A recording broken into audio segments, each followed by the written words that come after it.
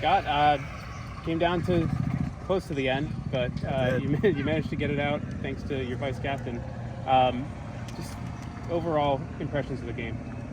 Yeah, difficult game. A lot of adversity, right? You start the game, you have to delay it for lightning. You got to somehow maintain your concentration, come back out, and perform at the right level, which I thought our guys did a great job of. I thought we didn't miss a beat when we came back out. We were ready to go. Thought we did a lot of the things that we wanted to do in terms of controlling the game, possessing the ball, got to the final third, and I thought we were in a position to create chances. We created a few good ones. I think we continue to get better in that area, and we're going to continue to work on that. That's always a big focus for us right now. But overall, conference games are really tough, and there's 3 points on the line. There's a lot on the line for everybody, and our guys, especially in the second half, there was just this response, and we, I think, increased our level, and I think we did a great job in the second half to meet the challenge and then to get the goal and the 3 points. With possession in the second half, you had a lot of it, Yes. but it was a lot of the defensive effort from Georgia State that was kind of pinning back and putting 11 behind the ball, making it very hard for you to break them down. When you come up against a team like that is very quick and very physical in those moments of pressing, how tough is it to just break them down in the moment? I think that's a great question. It's really difficult because the spaces are really small. Their players are really close together, so they're able to cover for each other. We have to be really, really good, and that means precise with our passes, our movements, the touch we take. There's just not very much room, and so it's difficult. And we continue to try to get better in those moments because we do play teams into low block sometimes.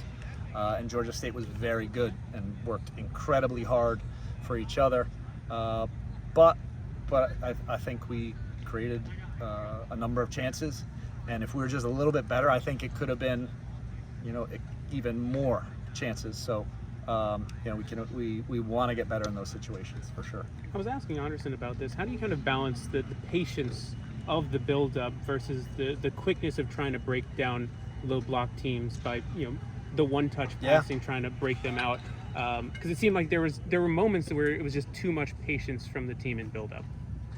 Yeah, so I think they disrupted our build-up, right? So I think of build-up as, all right, from the goalkeeper till maybe just over half field. And they made it difficult for us, right? Like, we wanted to build up quicker. We wanted to build up with less players, because if you build up with less players, you have players that you can now put higher up the field. So they did a good job making it difficult for us, and so we had to find a way to break them. And then once we did put them into the low block, now it's a little different because you can maybe push numbers a bit higher. It's a credit really to Georgia State that they made it very difficult for us to march up the field the way we wanted to. We ended up winning a lot of corners against them this time around. You got a goal on one of set corners. We talked to Alex and Anderson a little bit about it, but how big have these set pieces been for you guys? Yeah, you've got to figure out a way to win games, and I think ultimately, if we're producing, if we're getting 6-7 corners or free kicks in a game, we want to get something for it. And so we've spent probably more time this year than any other year in rehearsing these different situations. And so I do think, and I also think we have the right personnel for it. We have some players that are dangerous in the box, and I think it's going to be a continued focus for us. Speaking of right personnel, you had quite the diversity of shooters today. Of course, Anderson and Alex getting goals, but you have a couple taking other shots as well. Especially with Luka out, how big has that been for you guys there? Yeah, I think it's really big. I think if you have threats from multiple people, it's really difficult to say, okay, if we zero in on this one person and mark them out of the game, well, how is UCF gonna create chances? How are they gonna score a goal? So it's really helpful when we have other players that can contribute, that can create chances, and who can take those chances. So, for us, we're working on it constantly. Did you have an update on Luka, by the way? Yeah, he's progressing. We're obviously he didn't play tonight, but we continue to build his fitness, and we want to get him back as soon as possible without taking any backward steps in the process. So we're very much relying on our medical staff and our trainers to do everything that they can do to speed that process, but you don't want to go too fast. Do you think we could see him or Arias back for Friday night? Arias, he's done for the season. Yeah, unfortunately. So really fortunate though on one side where he did it right before the redshirt deadline. Okay. So he'll be able to redshirt. He won't lose this year. He'll have another year, which is great, which gives him 2 years. But Luka's progressing. I couldn't tell you, is he going to be back for the next game or not? But we're definitely moving in that direction. Getting closer. You ended up having a pretty small number of players, and there's only 2 substitutions. What has really clicked about this particular group of players to where you kept a lot of them in for the whole game?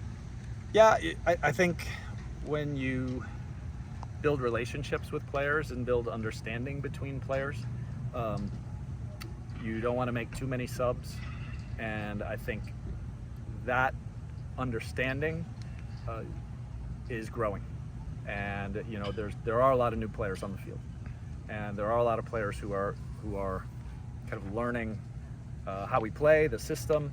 So for us, we want to be able to be cohesive as we progress the ball, and especially in possession. So it's difficult to make a lot of changes. A lot of people focus on fresh legs and people being able to come in and be really fresh. That's great, but a lot of times the continuity breaks down. So for us, we're pretty consistent with our lineup. One more for Coach. How do you balance just that cohesion with the tired legs? Because obviously it's such a very truncated schedule, and you saw it kind of last year where you didn't make too many subs, and towards the end of the season you guys started laboring a bit. So how do you kind of balance that, knowing what you learned last year? Great, that's a great question. I think as the new players begin to understand what their role is, and how to play within that group, it's easier to bring them on, and you feel more comfortable. And that happens through training. There's not a lot of training in college soccer, especially in that first part, because there's so many games. Now we get into this period where there is more training, and so I think we're going to continue to grow. And there are players who didn't play tonight who in the last 2 weeks have put themselves in a position where, all right, now they're really being considered because their performance is higher. They understand what's expected of them, and we expect that when we give them a chance, they will perform. So I do think that's growing. And you saw Sora come into the game, did a really good job. Joey continues to do a great job. Drew came in, did an excellent job. So we are starting to get more continuity with those guys and better performances from them. Awesome. Thank you, Coach. Appreciate it. Thanks.